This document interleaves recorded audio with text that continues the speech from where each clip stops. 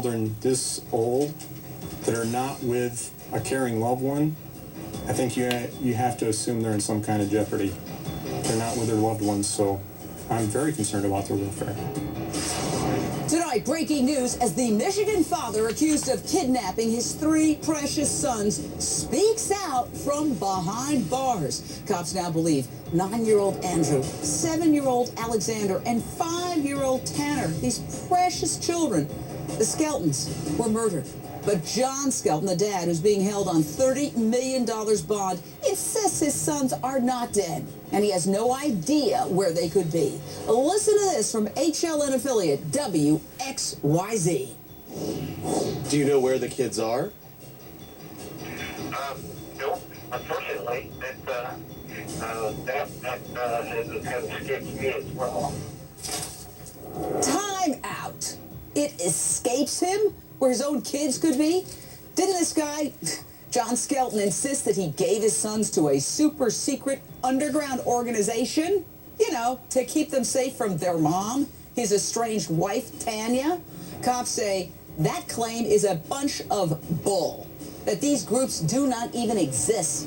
And not for nothing, they cleared his wife of any wrongdoing. Now, we're going to have more of John Skelton's jaw-dropping jailhouse interview in just moments. Meantime, cops say John Skelton is now the primary suspect in the investigation based on a slew of evidence they've collected, including a search of his home. What they're not saying is exactly what they found in this sicko's home. Will cops charge Skelton with the murder of his 3 sons? The cops now believe those precious children are dead, even though this guy claims they're not. You know, what are they waiting for? Straight out to family friend Bill Foster. Bill, you've undoubtedly heard his jailhouse interview. What is your reaction to John Skelton's claims that, oh, just because it's a murder investigation, these kids are alive, I gave them to an underground group, but we covered our tracks and they just won't be able to find this group? Well, if you listen to that whole tape in its entirety, you can see right through his stories. I mean, John has done nothing but lie time and time again about this whole deal. You know, what they have for evidence and everything, of course, everybody's not allowed to know. It is a murder investigation. And one thing, if you listen to that tape, and John is so surprised because this was taped before they come out with changing it to a murder investigation. Yeah, we're going to play you some more selections. This is absolutely astounding. Now, first he said he gave the kids to some lady he met on the internet because he wanted to get them away from the house because he planned to commit suicide and he didn't want his kids to see that. Then he changed his story and he said he gave them to a secret organization. Listen to this exchange from Skelton's unbelievable jailhouse interview. Check this out. There's nobody to collaborate, CNN, there's no pictures of these people. We covered our tracks too well. Now, when he's talking about these people, he's talking about these groups that he gave. Look at these names, all right? Underground Sanctuary, United Foster Outreach, Underground Sanctuaries. Guess what?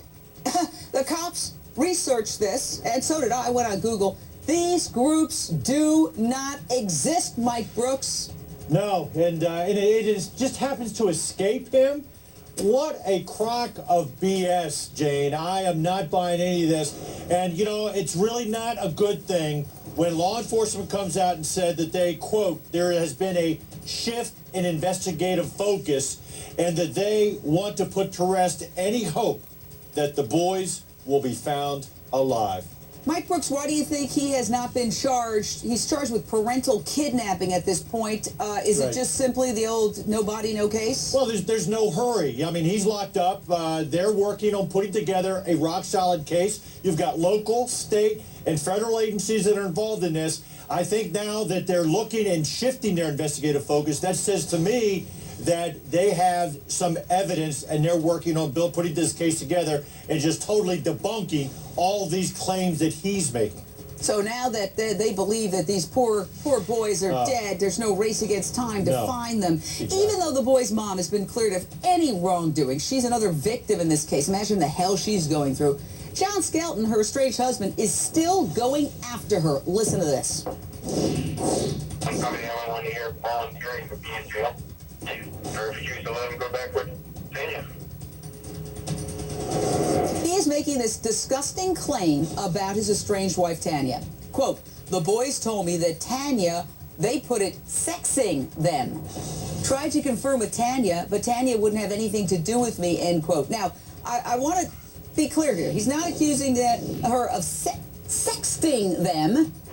He's accusing them of her of sexing. Sexing. I don't even know what sexing means, Stacy Kaiser, psychotherapist.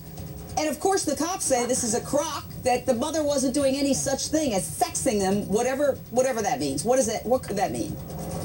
Well, I don't know what that means, but here's what I can tell you. Most 5, 7, and 9-year-old children don't even know what sexting is or much about sex. So that's not how they would be describing what was happening if anything were to be happening. To me, it just clearly sounds like somebody who's looking for a scapegoat for what he did wrong. And just to sort of follow up on that, Bill Foster, you're a friend and neighbor of the Skelton family. Yes. Tanya Skelton. I think she's gone through hell. She's a victim in this case. The cops say she did nothing wrong. Absolutely. Did you see any evidence that she might have been abusing her kids as this? Absolutely not. I know this family. I've known Tanya for years. The whole family. I mean, we're a small community here. Nothing ever has happened like that. The police has cleared her of all wrongdoing or anything. And by the like way, that. she's the lady we're going to show you in a second. There, that's the mother. Imagine what she's going through. Okay, continue on, Bill. So, and another thing, John claims in that tape, you know, that he had turned in evidence and this and that. Well, Larry Weeks, you know, has done a phenomenal job for this community. That's the police chief. Yes, Police Chief Larry Weeks. And, you know, if anything was ever to be turned into him, he'd be all over it, you know, all over. He would not, you know, dismiss anything like that.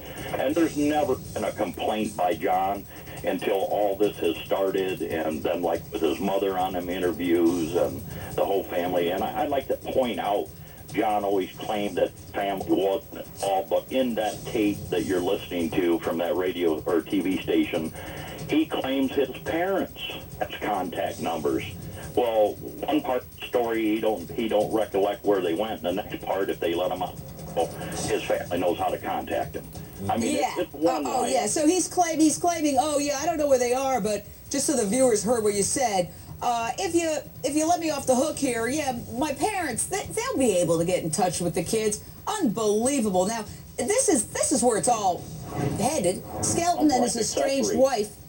Yeah, well, I give them an opportunity to talk. Just because he's mentioning them doesn't mean that they're involved. But the bottom line is this John Skelton character and his estranged wife, Tanya, are in the middle of a nasty divorce. That's what it's all about. Listen to what he said, the suspect, about her just last week during a court hearing on their divorce.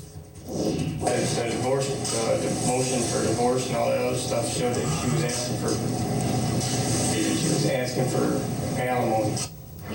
Now, before I get to my big issue, Janie Weintraub, that's the craziest thing I ever heard. This guy is in jail, charged with parental kidnapping of his 3 children. Cops say he's the focus of the investigation into what they believe is the murder of his 3 children. And he's in court worried about alimony? It doesn't make sense, Shane. The only way that his story is believable is if, when his kids reported some kind of abuse to him, that he reported it to, Division of Family Services or went to the police officers and were rebuffed. If he was rebuffed in his, motives to try and get help for his children, then that's one thing about why he would give his kids to somebody. But nobody gives their children to some stranger under some pretext like that. It just isn't believable. But I don't understand, Mike Brooks. If something untoward happened, as the police believe, there's got to be some evidence in his house.